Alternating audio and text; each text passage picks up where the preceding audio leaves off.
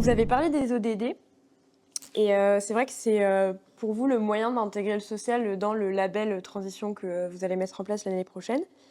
Est-ce que vous pensez que justement la dimension sociale, elle est très difficile à couvrir? Ça se voit dans le paysage, des fonds disponibles des fonds ISR, ESG, qui sont disponibles.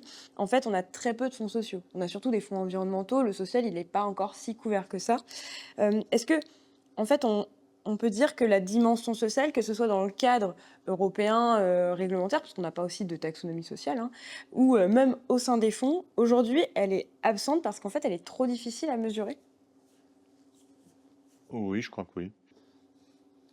Hmm, en fait, on a d'abord plutôt pensé un peu comme les PAIs que le social pour notre proposition Label Transition, c'est plutôt un filtre d'hygiénique. Donc il y a certains pays sociaux, il y a les questions sur les droits de l'homme, sur les droits de travail. Donc ça, au moins, pour éviter ça, c'est comme un peu l'idée SFTR, pour dire littéralement, pour exclure le moins mauvais. Voilà. Mais il y a certaines red bonds ou social bonds qui existent. Pas si on peut dire la microfinance, bien sûr aussi l'aspect social, promotion, travail des femmes, la responsabilisation et tout ça. Bien sûr, c'est une vocation sociale aussi. Euh, donc, sur les use of proceeds, c'est possible.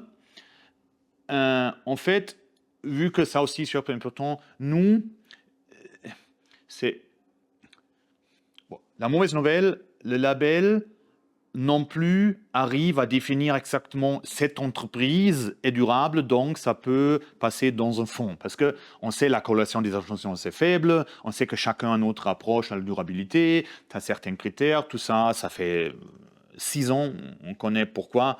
On a différentes manières pour justifier il est ISR ou non ISR durable ou non. Et donc nous on dit plutôt c'est quoi le processus derrière. Est-ce que si quelqu'un investit dans Carrefour, est-ce que c'est toujours Carrefour qui finit dans les supermarchés ou est-ce que c'est Tesco ou est-ce que c'est Métro, est-ce que c'est toujours Renault, Toyota ou d'autres. Est-ce que voilà, ce processus est aligné. Avec le social c'est un peu pareil. Nous on ne dit pas ça et ça et ça, c'est social, parce que on est en phase où où on veut respecter la réglementation. Dans la réglementation, il y a les high impact sectors ou high critical sectors, où c'est défini le truc minier, le ciment, l'acier, l'immobilier, tu as 10 ou quand selon les NACE codes. Et donc ça, c'est clair, mais c'est environnement.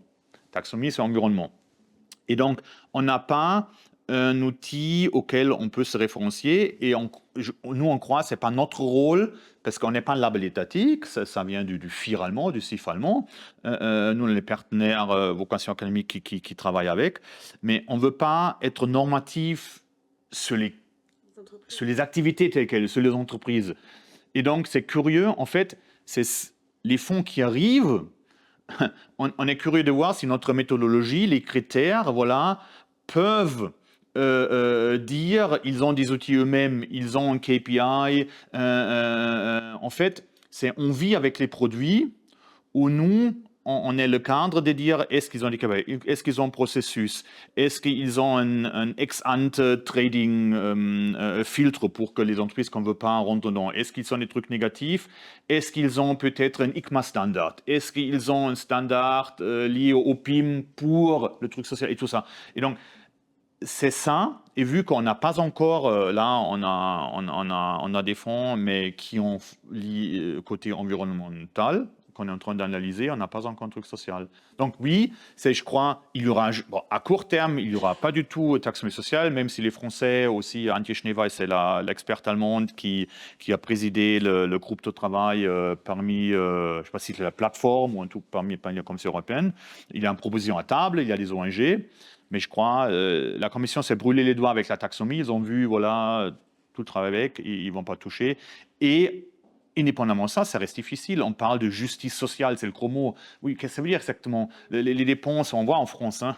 Bon, et c'est pas à moi de vous donner la leçon, parce qu'on a le même problème en Allemagne. On investit déjà beaucoup dans les systèmes sociaux, probablement pas assez efficaces, efficientes. Mais ce débat-là, je crois, au niveau des fonds d'investissement, à mon avis, je ne sais pas si un petit patate chaude, ça va être assez compliqué. Et donc, vous voyez, dans ma réponse un peu floue, j'ai aussi du mal à dire exactement quoi il s'agit. Donc, oui, c'est un aspect social dans la belle transition, mais on ne fait pas vraiment promotion. Ah oui, on a des fonds sociaux, quelque chose. Je crois que financement, c'est formidable parce que c'est des projets, c'est d'autres choses. Et le concept d'autre chose, tu peux investir dans un fonds immobilier, mais quand tu finances tes projets, voilà, tu as le financement. Ce n'est pas avec les investissements même où tu as vocation solidaire, pas forcément. Donc, et ça, c'est pas là. Nous, on veut, voilà, est-ce que Orange, Lafarge, Holcim, quand ça rentre dans un fonds qui veut avoir le label à vocation sociale, là, on est curieux de voir qu'est-ce qu'il analyse. Normalement, ça va échouer parce que Lafarge, Holcim, ça va faire partie du High Impact Sectors. Et là, dans les High Impact Sectors, le label exige que tu dois avoir les KPIs sur l'environnement. Donc, tu ne peux pas faire governance, gender pay gap, femmes dans le board et tout ça. Donc, il faut vraiment viser sur le clé, la compétence de l'entreprise. Donc, on est curieux, mais je ne crois pas à court terme, biodiversité, c'est un sujet, qu'il y aura une grande gamme de produits pour les investisseurs qui ont vocation, dans un environnement risque et rendement, d'investir dans les fonds sociaux. Dans les fonds solidaires, oui, dans les fonds philanthropes, oui, mais je crois ça, on sort du spectre risque et rendement, on vise impact first et finance second, ce qui est bien, mais il faut savoir, voilà, c'est notre nature de placement d'argent après. Ok. Oui, en fait, il faut vraiment avoir de la cohérence, quoi. Et pour le moment, sur ce point-là, ça reste très difficile de se positionner. Sur le marché secondaire, parce que c'est les entreprises cotées qui n'ont normalement pas vraiment une vocation sociale ou un but social, voilà, qui ont peut-être on a vu chez vous avec l'EHPAD, on voit comment c'est dangereux.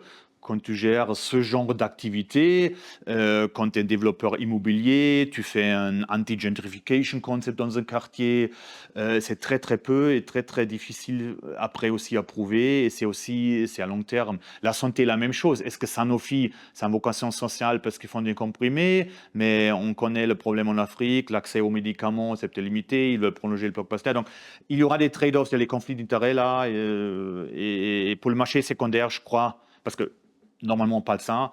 En gros, l'investissement, ça reste très difficile.